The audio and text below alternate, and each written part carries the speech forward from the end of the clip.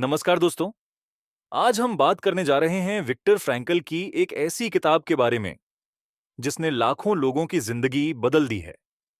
यह सिर्फ एक किताब नहीं, बल्कि एक इंसान की असली जिंदगी की कहानी है, जो हमें यह सिखाती है कि मुश्किल से मुश्किल परिस्थितियों में भी इंसान अपनी जिंदगी का एक अर्थ खोज सकता है और आगे बढ़ सकता है। मैन्स सर्च फॉर मीनिंग सिर्फ एक आत्मकथा नहीं, बल्कि एक दर्शन है जो हमें यह समझाने की कोशिश करता है कि दर्द, तकलीफ और संघर्ष के बीच भी जीवन को एक उद्देश्य दिया जा सकता है। यह किताब द्वितीय विश्व युद्ध के दौरान यहूदी मनोचिकित्सक विक्टर फ्रैंकल के जीवन पर आधारित है, जिन्हें नाजी यातना शिविरों में भेज दिया गया था, जहां उन्होंने अपार कष्ट सहे। लेकिन इसके बावजूद उन्होंने अपनी आशा और जीवटता को बनाए रखा और अपने अनुभवों से एक ऐसी सोच विकसित की जिसने दुनिया भर में लोगों को प्रेरित किया। विक्टर फ्रैंकल को उनके परिवार के साथ ऑस्ट्रिया से जबरन एक नाजी कंसंट्रेशन कैंप में भेज दिया गया। वहां की परिस्थितियां इतनी भयावह थीं कि इंसान की पूरी आत्मा टूट सकती थी। हर रोज मौत, भूख, ठंड और अमानवीय यातनाओं के बीच रहने को मजबूर कैदी धीरे धीरे अपनी इच्छा शक्ति खोते जा रहे थे। उनके सामने दो ही रास्ते थे, या तो हालात के आगे घुटने टेक दें या फिर अपने जीवन में एक उद्देश्य खोजें जिससे वे इस दर्द को सहन कर सकें। इस किताब में फ्रैंकल बताते हैं कि किस तरह उन्होंने उन कठिन परिस्थितियों में भी अपने अंदर आशा की लौ जलाए रखी। उन्होंने गौर किया कि जिन लोगों के पास जीने का एक कारण था, वे किसी भी यातना को सहने के लिए तैयार थे, जबकि जिनके पास कोई उद्देश्य नहीं था, वे जल्दी ही हार मान लेते थे।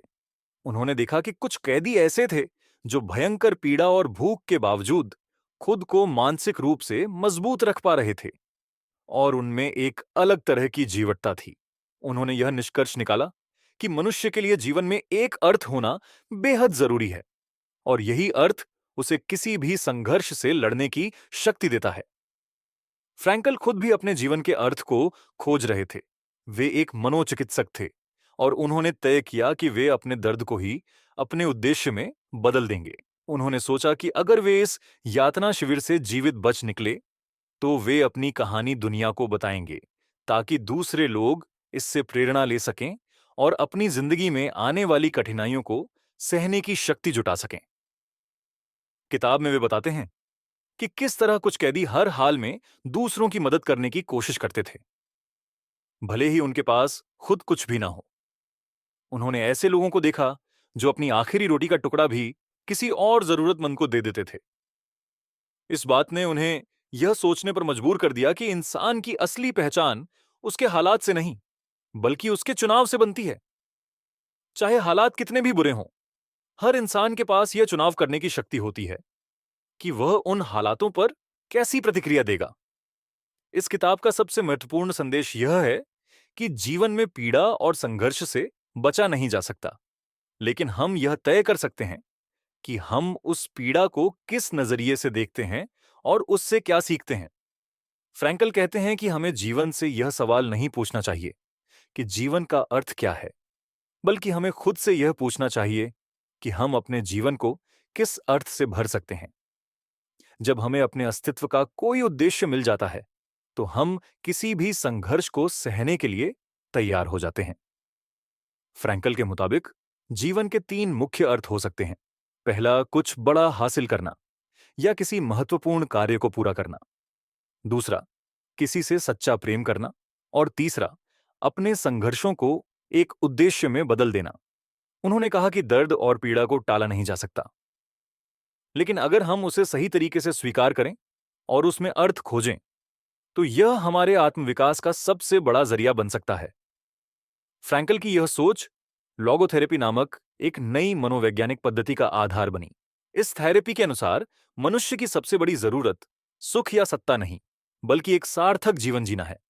जब तक इंसान को यह एहसास होता है कि उसके जीवन का कोई उद्देश्य है, तब तक वह किसी भी विपरीत परिस्थिति से लड़ सकता है। उन्होंने यह भी कहा कि खुशी को कभी भी सीधे प्राप्त नहीं किया जा सकता।